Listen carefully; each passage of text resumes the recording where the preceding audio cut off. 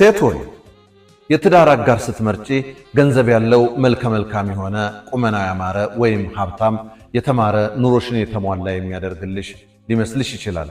ይህን አታስቢ።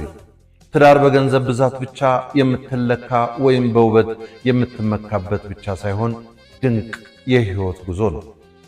እህቴ ሆይ መልኩን ሳይሆን ውብ ልቡን፣ ልብሱን ሳይሆን ንጹህ ማንነቱን የምትፈልጊውን የህይወት አጋርሽን ከፈለግሽ የምትወጂውን ወንድ ከሌላው ጋር አታስተያዩ።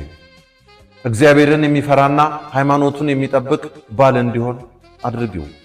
በትዳርሽ ውስጥ ደስታ እንዲኖርሽ ከፈለግሽ ህይወትሽን ከማንም ጋር አታነጻጽሪ። ባልሽ የአባትሽን ቦታ የሚተካልሽ ነው። ስለዚህ ተንከባከቢው እንጂ አትከራከሪው። ባልሽ የደስታሽ መገኛ ነው። ከቅፉ ስትገቢ የተለየ ዓለም የገባሽ እስኪመስልሽ ድረስ የሚያስደስትሽ ያው የራስሽ ባልሽ ነው። ያንቺ ባል ላንቺ ቁንጅና ግርማ ሞገስ ያለው ንጉስሽ ነው።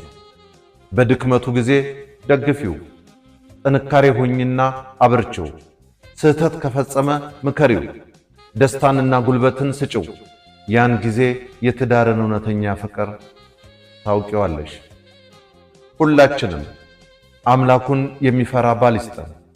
ፈጣሪውን የሚፈራ ሰው ትዳሩን ያከብራል። ወንዶች ሆይ ውበት ብቻውን ትዳር አይሆንም። ያማረ ሰውነቷ ቤትህን አያስጠብቅም። ትልቅ ዳሌዋ ለቤትህ እንደ ሶፋ አይሆንም። አስብ፣ ትዳር ማለት የህይወትን ፍቅር የምታውቅበት፣ የምትረዳዱበት፣ በምክር የምትበስልበት፣ አባት የምትሆንበት፣ ከብቸኝነት ወጥተህ እንደ እናት የምታገኛት፣ ሐሳብህን የምታጋራት፣ መፍትሄ የምትሰጥህ፣ የህይወትህ ደስታና መጣፈጫ የምትሆን ሴት ከፈለግ መልኳን ሳይሆን አስተሳሰቧን፣ አለባበሷን ሳይሆን እግዚአብሔርን የምትፈራ መሆኗን ተመልከት።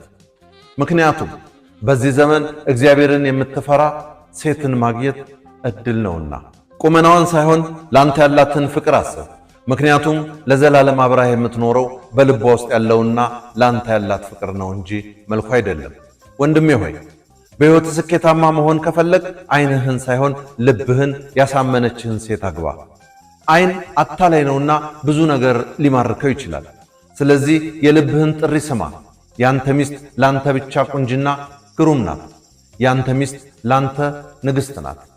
ወንድሜ ሆይ ሚስትህን ከሌላ ሴት ጋር አታስተያይ። በራስ መተማመን ጥበብ ሲሆን እንደ ራስ መኖር ደግሞ ብስለት ነው። ሕይወትህን ወይም ትዳርህን ከሌሎች ጋር አታወዳደር። አንተ ራስህን ሆነህ ከኖርክ ራስህን ከሚስት ጋር ብቻ ስታወዳድር በሕይወትህ ደስተኛ ትሆናለህ። መልክ ብቻውን ትዳር አይመሰርትም፣ ትዳርንም አያቆይም። እግዚአብሔርን የምትፈራ ትዳሯን የምታከብርና የምትታዘዝ ሚስት ከፈለግ አንተም ፈጣሪህን የምትፈራ ሁን።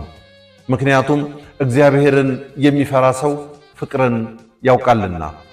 ሁላችንም ፈጣሪያችንን የሚፈራውን የተባረከውንና የተቀደሰውን ፍቅርና ትዳር ይስጠን።